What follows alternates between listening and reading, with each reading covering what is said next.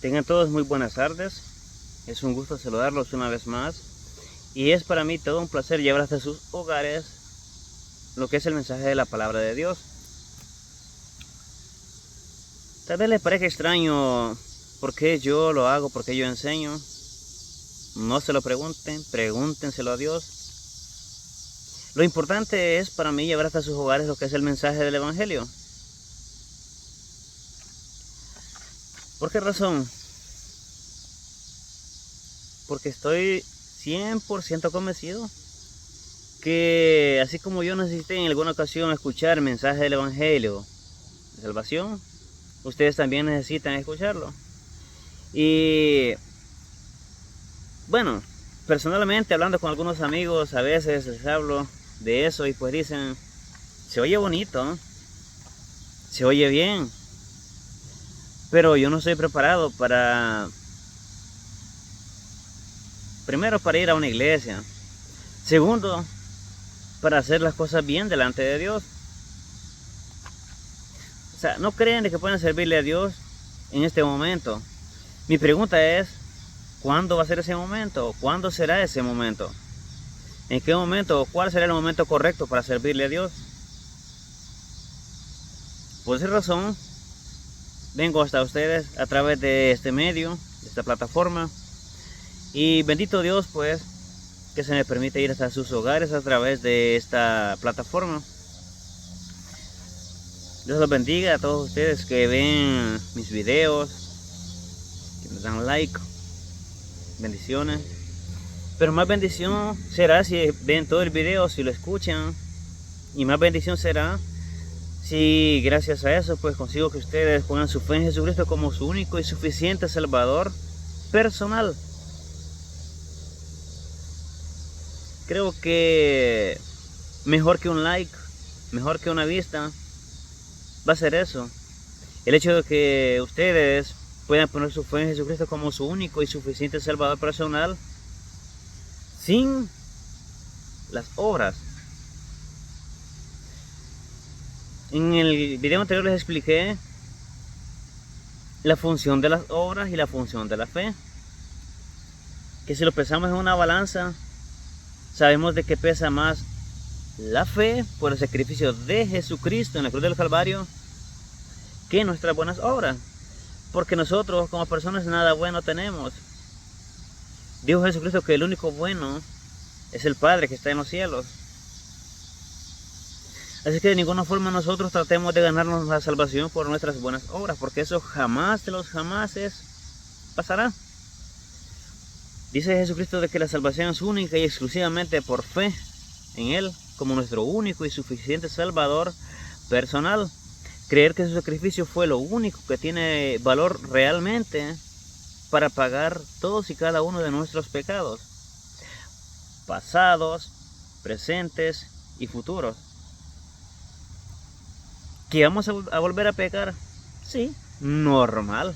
Mientras tengamos ese cuerpo pecaminoso, contemos con que vamos a seguir pecando. Pero bendito Dios, que Él hizo una obra perfecta, una vez y para siempre en esa cruz, por nosotros. Si usted alguna vez ha puesto su fe en Jesucristo como su único y suficiente Salvador, pues le felicito, bendiciones, sígase esforzando, y si no lo ha hecho, pues le invito a que pueda hacerlo. Y para no hacer tan largo el video, pues vamos a pasar de una vez a lo que es la lectura de la palabra de Dios de este día. Recordemos que estamos estudiando lo que es el libro de Gálatas, capítulo 1, versículos del 1 al 5. En nuestro video anterior solo dejamos comenzado el estudio. Hoy la idea es, mediante Dios lo permita, pues terminar el estudio. Leamos lo que es este libro. Dice Pablo, apóstol, no de hombres ni por hombres, sino por Jesucristo y Dios el Padre, que lo resucitó de los muertos, y todos los hermanos que están conmigo, a las iglesias de Galacia. Gracia y paz sean a vosotros, de Dios el Padre y de nuestro Señor Jesucristo, el cual se dio a sí mismo por nuestros pecados para librarnos del presente siglo malo, conforme a la voluntad de nuestro Dios y Padre, a quien sea la gloria por los siglos de los siglos. Amén. Esto es el estudio que comenzamos en nuestro video anterior, Y hoy pues vamos a continuar. Se titula Defendiendo el Evangelio de la Gracia, que eso es lo que el apóstol Pablo hacía. Entonces, ¿qué fue lo que vimos en nuestro video anterior? En nuestro estudio anterior vimos la forma en que las personas pueden ser salvas, y ya lo expliqué hace un momento, cómo una persona puede recibir lo que es la salvación, la justificación. Entonces, que es por medio de la fe. Vimos quién fue el escritor de la epístola, vimos que es el apóstol Pablo, quien la escribió, quien anteriormente se llamaba Saulo, que significa, dijimos que era alguien de quien las personas hablan bien. Cuando Jesucristo lo llamó, pasó a llamar Pablo, que significa pequeño. Básicamente, de ser un hombre que se sentía orgulloso por su nombre, pasó a ser Pablo, pequeño. Ahora, eso es parte de lo que vimos en nuestro estudio anterior. También aprendimos sobre los requisitos para ser un apóstol de Jesucristo. Y vemos que uno de los requisitos era haber sido nombrado personalmente por Jesucristo, según Hechos 26, del 13 al 18, y haber visto a Cristo resucitado. Esos son uno de los requisitos que eran necesarios para poder ser un apóstol de Jesucristo. Hoy vamos a aprender sobre lo que es la autoridad de Pablo. Cómo consiguió la autoridad, o de dónde Pablo sacó esa autoridad. ¿Ok? Vamos a leer el versículo 1 de lo que estamos estudiando. Y dice: Pablo, apóstol, no de hombres, ni por hombres, sino por Jesucristo y Dios el Padre, que lo resucitó de los muertos. Nuevamente dice: Pablo, apóstol, no de hombres, ni por hombres. Pablo no había sido nombrado apóstol por nadie, por ningún hombre. Nadie de ninguna iglesia de ahí pues le había dicho: Pablo, mira, vos vas a ser apóstol. O sea, nada que ver. Quien lo nombró fue Jesucristo personalmente. Él le dio esa autoridad, por lo tanto Pablo podía ir a las iglesias que había plantado mediante la gracia de Dios, podía redarguirlos, podía enseñarles, regañarlos, y estas personas tenían que escuchar a Pablo y seguir su consejo, porque Pablo tenía toda la autoridad para poder hacerlo. Así es que, ¿de dónde consiguió esa autoridad Pablo? ¿Cómo la consiguió? La consiguió por Jesucristo. Él se la dio. También Pablo no estaba él solo anunciando lo que es el Evangelio de la Gracia. Había más personas que lo hacían, colaboradores y asociados, que también conocían el mensaje de salvación. Pablo no lo hacía solo el trabajo. Pablo tenía personas que le ayudaban a realizar dicha labor. Recordemos lo que dice el texto. Cuando dijimos de que Pablo iba para Damasco, él iba con otras personas, iban a arrestar personas para llevarlas ante la corte y meterlas a prisión por anunciar el Evangelio. Esas personas también recibieron el mensaje de Jesucristo, pero Pablo fue el único que en esa ocasión fue llamado como un abortivo, lo dice el mismo apóstol. Así que entre todo ese grupo de personas era Pablo quien tenía la autoridad, pero también las otras personas que estaban con él conocían el mensaje de salvación y le enseñaban. ¿Para quién estaba dirigida la epístola? Estaba dirigida para la gente de la región de Galacia. Galacia no era una ciudad, era una región donde había gente de Francia y de Germania, actualmente Alemania. Entonces, esa gente era gente caprichosa, gente que tenía una forma de pensar complicada, a tal grado que cambiaban repentinamente su manera de pensar. Cuando Pablo llegó a anunciar el Evangelio de la Gracia, bastantes de estas personas aceptaron el mensaje de Pablo, pero otras lo rechazaron. Recordemos de que cuando el Evangelio de la Gracia es enseñado, es llevado hasta las personas, siempre hay oposición. Recordemos que esta lucha no es contra carne y sangre, sino contra huestes espirituales de maldad. Así es que en ningún momento yo culpo a ningún pastor, a ningún sacerdote por no conocer el Evangelio de la Gracia. No los culpo por llenarse la bolsa de dinero de las personas, de sus seguidores, de sus fieles, de sus creyentes. No los culpo por eso, porque detrás de esas mentes está la mente maestra, que es la mente de Satanás. Él se siente feliz de ver cómo las iglesias se llenan de personas brincando, retozando, gritando, mientras dicen que es el Espíritu Santo quien los domina, diciendo palabras sin sentido. Créanme, el diablo se siente feliz y emocionado de ver cómo todas las personas están confundidas. Recordemos que el Espíritu Santo no es un espíritu de desorden, es un espíritu de orden. Pongámonos a pensar normalmente como personas que tenemos más de 2 dedos de frente. Realmente el diablo se siente emocionado cuando ve que en las iglesias la gente está tan confundida que cree de que puede salvarse a través de sus buenas obras. El diablo se siente emocionado cuando el pastor llega y comienza a sacar chistes en la iglesia, a contar historias sin sentido. Los pastores no fueron llamados para contar chistes en una iglesia.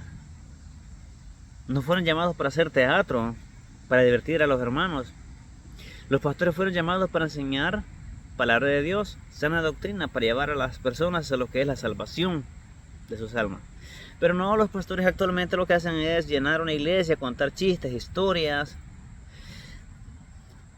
decir a la gente lo que quiere oír, con tal de que no se vayan y puedan seguir dejando sus propinas. Bendito Dios de que el Evangelio pues ha florecido aún a pesar de todo eso, y aún hay personas que sí enseñan el Evangelio de la Gracia. Aún hay personas que creen que se puede hacer algo por esta humanidad corrupta. Quiero que entiendan algo. Acabo de decirte que nadie se puede salvar por buenas obras, y es real. Las buenas obras, dice un versículo, que nos salva, pero salva nuestro testimonio como creyentes. Nosotros perdemos nuestro testimonio como creyentes, perdemos la salvación de nuestro testimonio como creyentes cuando salimos al mundo y comenzamos a andar como anda la gente del mundo. ¿Cuál es esa forma? En chambres,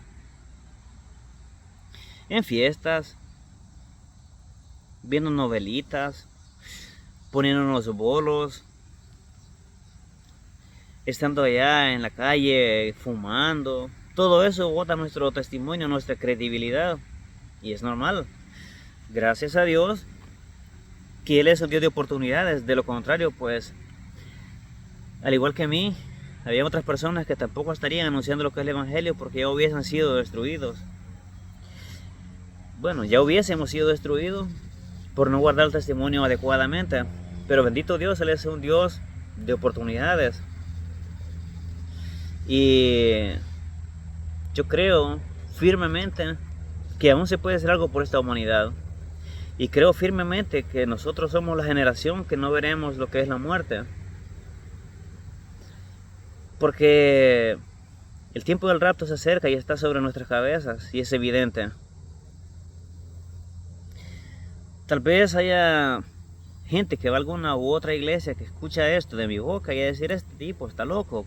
¿Por qué cree él de que nosotros somos la generación que no veremos lo que es la muerte? Por la misma razón que Jesucristo está por llegar. Y hay gente que dice: pero si cuando el apóstol Pablo vino a anunciar el Evangelio y Jesucristo decía: puchica, ya está cerca, el fin. Pero si imagínense, si hace 2000 años estaba cerca, ¿cuánto más cerca no estará hoy lo que es la venida de Jesucristo? Vean el mundo en el que vivimos, analícenlo.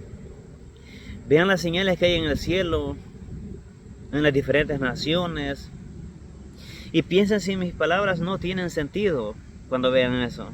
El fin del mundo, como lo conocemos, está por llegar. Bendito Dios, la iglesia ya no estará en ese momento cuando sufra esa transformación terrible en nuestro planeta, pero sí habrá mucha gente que va a morir en ese momento debido a la gran devastación que nuestro planeta va a sufrir. Son 21 juicios que le esperan a nuestro mundo. Lo dije anteriormente y no lo digo por asustarlos, pero es la verdad. Y de nada sirve envolver una verdad de esa forma para suavizarla más y decir, pero no se preocupen, fíjense que siempre va a haber oportunidad. Sí, va a haber oportunidad de salvarse aún con todo eso, pero va a ser más difícil. En ese momento sí, el que persevera hasta el fin, ese será salvo, mas el que no, pues no. Ahora bien,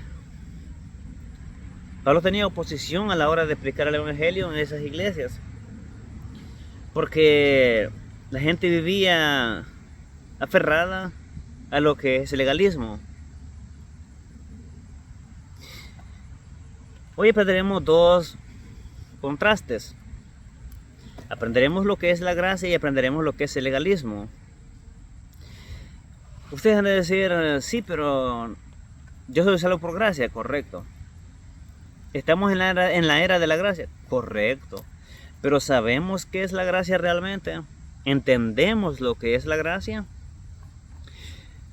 Hoy aprenderemos lo que es la definición de lo que es la gracia. Ahora, ¿qué significa gracia? Gracia es el favor o bondad de Dios para alguien que no lo merece y no lo puede ganar. Gracia es el favor o bondad de Dios para alguien que no lo merece y no lo puede ganar. Nuevamente, gracia es el favor o bondad de Dios para alguien que no lo merece y no lo puede ganar.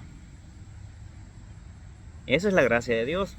Y yo les di un ejemplo en nuestro estudio anterior, que cuando yo voy a un amigo y le ofrezco un billete de $10, mira amigo, más este billete, lo único que él tiene que hacer es tomar ese billete, confiar en mí de que se lo estoy regalando. ¿Por qué razón? Porque yo anteriormente no le había dicho, mira amigo, te voy a dar esos $10 si vos haces tal trabajo para mí. No, para nada. Simplemente yo llego, mira amigo, toma estos $10. Ahora, él tiene el libre albedrío, la decisión de tomar esos $10 o rechazarlos. De igual forma, Jesucristo viene y nos ofrece la salvación. Tomen la salvación o déjenla. Jesucristo no nos ha mandado a trabajar de ninguna manera para ganarnos la salvación. Jesucristo nos la ofrece gratuitamente. Y eso es lo que no le parecía a la gente de Galacia cuando Pablo llegó a decirles, miren, la salvación es gratuita, no tienen que circuncidarse para salvarse, no tienen que seguir ninguna obra de la ley para salvarse. Pues básicamente Pablo estaba diciéndoles de que Jesucristo había pagado por todos nuestros pecados en la cruz del Calvario y que no necesitábamos nada más para salvarnos. Eso es lo que Pablo estaba enseñando en ese momento a la gente de Galacia. Y a lo dicho, a la gente no le parece cuando uno le dice, mira, la salvación es un regalo. La salvación no es ganada, sino que es un regalo, es algo gratuito. La gente dice, no, pero yo tengo que hacer algo para salvarme. Si no, no me puedo salvar. ¿Qué estamos haciendo con eso? Me disculpan, porque yo sé que hay gente que va a tomar a mal esto. Pero realmente lo que estamos haciendo cuando decimos, yo tengo que hacer algo para salvarme, aparte de la obra de Jesucristo, lo que estamos diciendo es decir que Jesucristo no fue capaz de hacer todo el sacrificio o que Jesucristo no fue capaz de pagar por todos nuestros pecados en la cruz del Calvario. Estamos diciendo de que su sacrificio fue insuficiente y que nosotros necesitamos hacer algo más para salvarnos aparte de su obra en la cruz. ¿Me están entendiendo? La obra de la cruz, eso es lo máximo. Fue terrible para él, cierto. Él sabía lo que venía, a lo que se iba a enfrentar. Y aún así estuvo dispuesto a hacerlo para salvarnos a nosotros. Dirán ustedes, pero ¿por qué no salvó a los ángeles en lugar de nosotros si los ángeles son mejores que nosotros? Porque no era la voluntad de él salvar a los ángeles. Su voluntad era salvarnos a nosotros. Los ángeles eran seres que vivían con él. Estuvieron en el tiempo de la creación. Ellos vieron todo, cómo fue creado. Conocían el poder de Dios de antemano. A diferencia de nosotros, nosotros no podemos estar frente a Dios porque nuestros cuerpos no nos lo permiten. Si pudiéramos estar frente a Él, nuestros cuerpos serían destruidos por la santidad de Dios. Estamos tan podridos en pecados que no merecemos estar en su presencia. Y por esa razón no podemos hacer nada para salvarnos. Entonces, ¿qué ocurre aquí? Cuando Él venga y levanta su iglesia, dice la Biblia que va a levantar a los salvos sin mancha. Ahora, ¿cómo vamos a ser limpios de la mancha putrefacta de nuestro pecado? La única forma para ser limpios de nuestra podredumbre pecaminosa es la sangre de Jesucristo. Porque aunque te laves con jabón, la mancha de tu pecado permanecerá aún delante de mí, dice Jehová. Eso es lo que dice el libro de Isaías. Usted puede hacer 1,000 cosas para salvarse, pero la mancha de su pecado aún permanecerá delante de él, porque ha rechazado lavarse con la sangre del Cordero. Ha rechazado lavarse con la sangre de Jesucristo. Y Él nos lo ha dado para eso. No existe otra razón por la que Él haya muerto en la cruz del Calvario. Somos nosotros su propósito. Somos nosotros aquello por lo que Él con pasión se entregó en ese lugar. Eso es lo que Pablo fue a enseñar a las iglesias. Veamos qué iglesias plantó el apóstol Pablo. O veamos lo que es la plantación de las iglesias.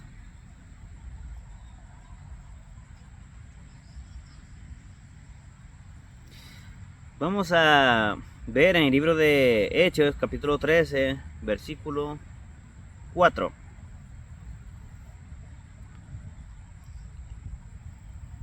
Dice, ellos entonces enviados por el Espíritu Santo descendieron a Seleucia y de allí navegaron a Chipre y llegaron a Salamina, anunciaban la palabra de Dios en las sinagogas de los judíos, tenían también a Juan de ayudante. Y habiendo atravesado toda la isla de Pafos, hallaron a cierto mago falso, profeta judío llamado Bar-Jesús, que estaba como procónsul. Sergio Paulo, varón prudente, llamando a Bernabé y a Saulo, deseaba oír la palabra de Dios. ¿Qué estaba haciendo? Deseaba oír la palabra de Dios. Amigos, aprovechen a escuchar hoy la palabra de Dios libremente. Ya lo he dicho anteriormente, habrá un tiempo en el que la iglesia no estará, y si ustedes están acá desearán escuchar la palabra de Dios, pero ya no se podrá. Aprovechen hoy día que se puede.